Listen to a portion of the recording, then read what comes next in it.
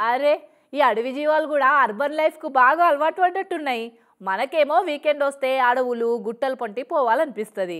వాటికేమో city tour వేసి అటు ఇటు తిరుగుదామనిపిస్తున్నట్టున్నది. గీవిడో కాడ హైవే మీద పోతుంటే ఎక్స్క్యూజ్ మీ ప్లీజ్ లిఫ్ట్ అని అడిగిందట చిత్తపులి.